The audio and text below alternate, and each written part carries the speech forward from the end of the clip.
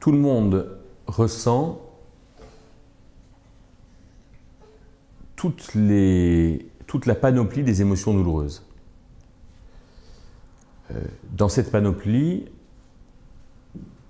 je cite en émotions douloureuses la colère, la frustration, la tristesse, la fébrilité, la peur et l'insatisfaction.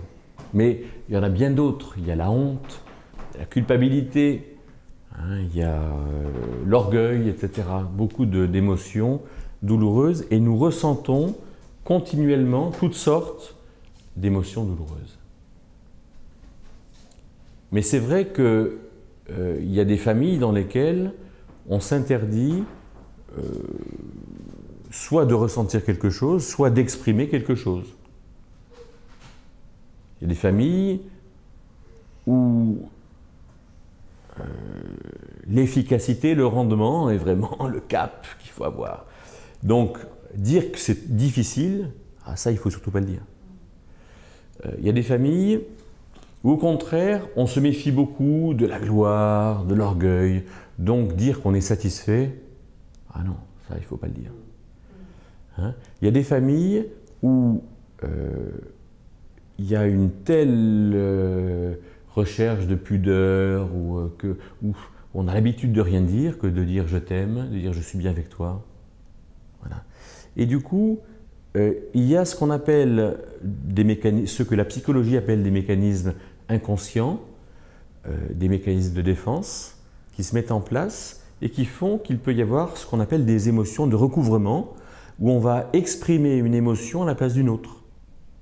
Et donc, comme tu le disais tout à l'heure, quand quelqu'un se tape sur les doigts, au lieu de dire « j'ai mal », il va dire, il va exprimer sa colère en jetant son marteau au travers de la vitre.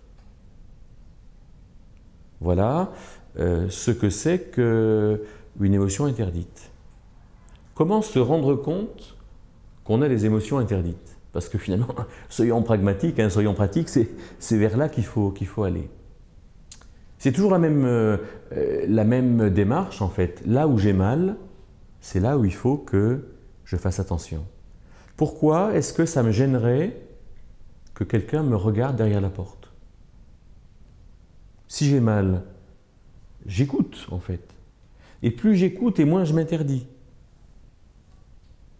Quand je reproduis un trait familial et que j'ai mal, c'est là où dans les habitudes familiales, il peut vraiment y avoir des émotions interdites, des sujets interdits, des tabous.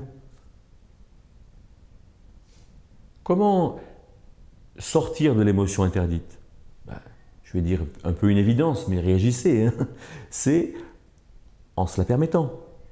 C'est-à-dire, si je ne dis jamais j'ai mal, alors il faut qu'il y ait un moment donné où je change de stratégie et je vais dire j'ai mal.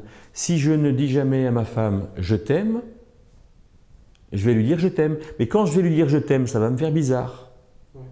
Et je vais lui dire je t'aime, tu sais, je te dis je t'aime, mais je suis en train de te dire je t'aime et je pense que je suis un hypocrite. Mais je te dis je t'aime, je sais que je t'aime, mais pour moi te dire je t'aime, c'est bizarre. Et donc, quelque part, je me suis interdit un ensemble de choses où, par le fait de l'habitude, j'ai pris l'habitude de ne pas dire. Du coup, c'est comme si je me les étais interdites, ces choses. Ce n'est pas un interdit flagrant, c'est un interdit par défaut. Du coup, les émotions ne sont plus du tout intégrées. Et comment fait-on pour les retrouver? C'est en mettant en œuvre le côté rationnel qui va mettre en œuvre l'émotionnel.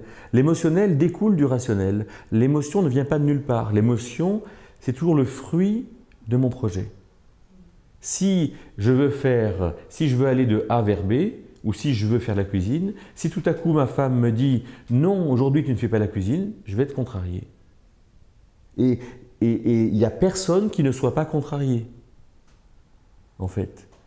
Mettons que Jésus, lui, sa contrariété, elle a été de voir que les pharisiens ne l'écoutaient pas. Marc chapitre 3 verset 5, non, oui c'est ça. Hein, il dit, il est dans la synagogue, il va y guérir le gars qui a un bras paralysé, et les pharisiens sont en train de dire, non, non, aujourd'hui c'est sabbat, il ne faut pas le guérir. Et là, il est scandalisé, il est en colère contre les pharisiens qui font un mauvais usage de la loi. Et la colère est quelque chose de normal, et Dieu est en colère quand nous faisons n'importe quoi. Donc, pour revenir à l'émotion, il faut affirmer dans notre dimension rationnelle ce qui est vrai. Il ne faut pas mentir, il ne faut pas accepter de faire des compromis par rapport à la vérité. Alors ça, il faut peut-être le réexpliquer autrement. Parce que comment alors est-ce que tu fais pour retrouver cet apprentissage du rationnel alors que tu n'en as pas les racines? Enfin, parce que tu ne ressens pas. Alors c'est quand même difficile à empoigner quelque chose que tu ne ressens pas. On fonctionne quand même beaucoup avec des choses que l'on ressent. Voilà. Surtout dans le domaine des émotions. Je peux dire que grâce à mon métier, j'ai appris à dire non. J'ai appris à me mettre en colère. Et j'ai appris à non seulement à me mettre en colère tout de suite, mais aussi, dès que j'ai manifesté ce qu'il fallait de ma colère, à changer de cap. Autrement dit, si je fais un projet avec toi, Pierre, et que tout à coup, pour une raison qui me paraît arbitraire, ce projet est bloqué, je vais dire je ne suis pas d'accord, et tout de suite après, je vais te dire, allez, comment est-ce qu'on reprécise notre cap? Autrement dit, je serai passé de ce qui va produire en moi la colère, c'est-à-dire en fait l'expression de ma contrariété, à quelque chose de différent, qui est la construction de notre cap. Est-ce que je suis assez clair? D'accord, donc c'est en définissant un cap que l'on arrive à sortir, ou en tout cas à exprimer une émotion, ou à sortir d'une émotion de recouvrement. D'une part, c'est-à-dire que je vais rentrer dans l'expression de la contrariété, et j'exprimerai la colère que je n'ai pas exprimée, mais après, il faut que je sorte de la colère en passant à un autre cap. Autrement dit, la colère, elle se vit d'une part en vivant rationnellement ce que je dois vivre, et d'autre part, après, en vivant rationnellement autre chose que je dois vivre.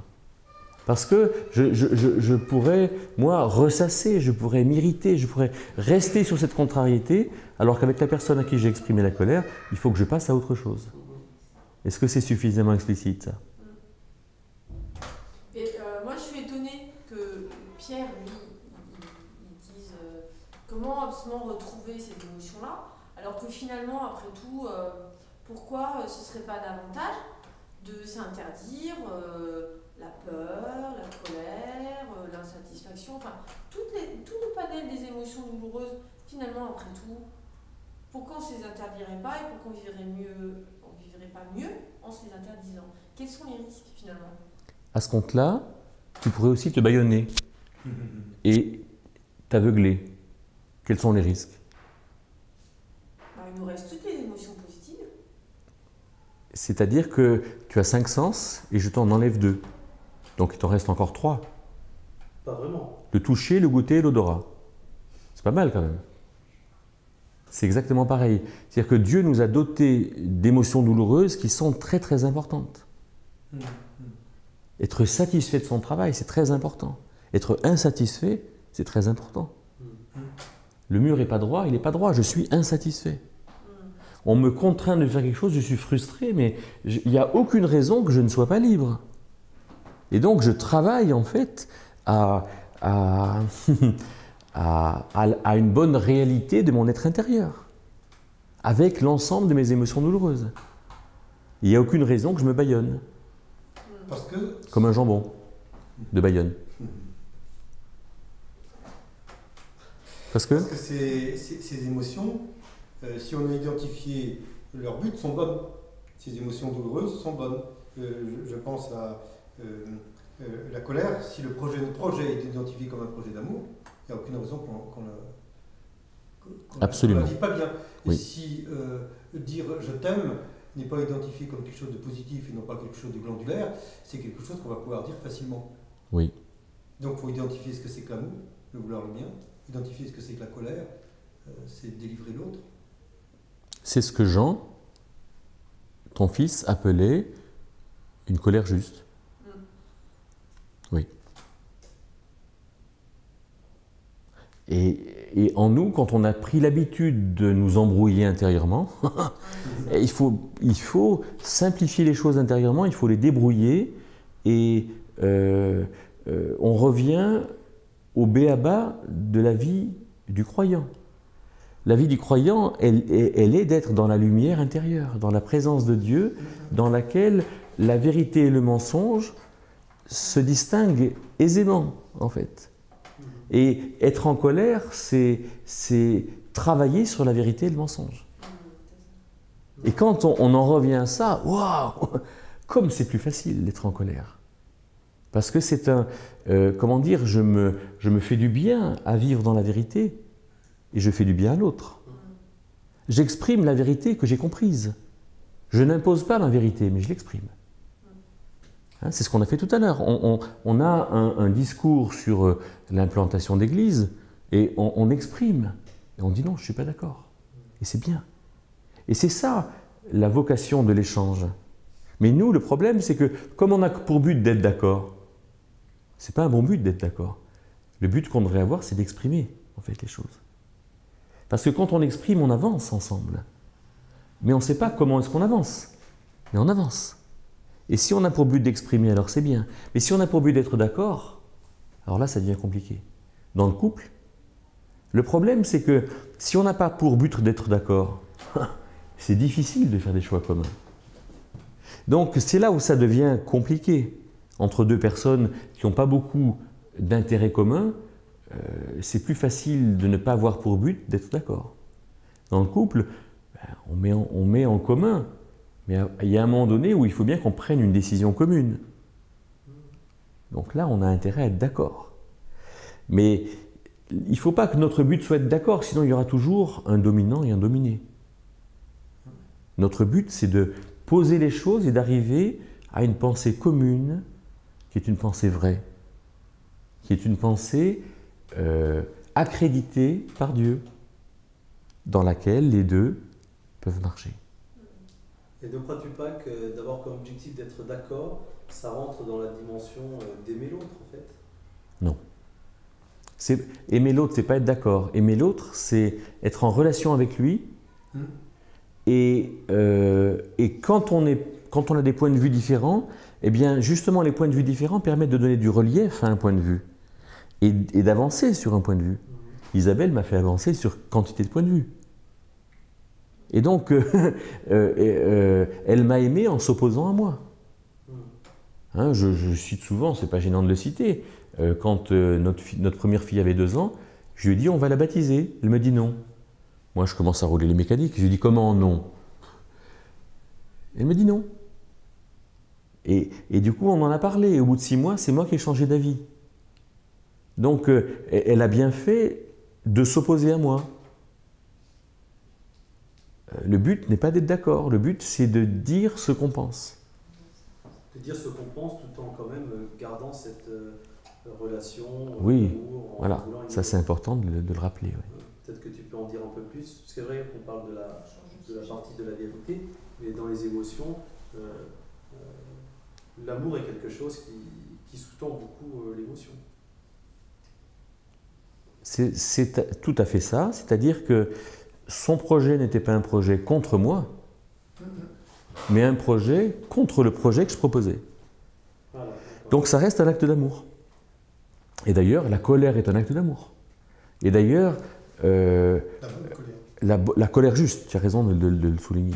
Hein. Donc peut-être que là, on va arrêter sur les émotions interdites, c'est notre sujet, en disant que c'est le plus souvent de la vie familiale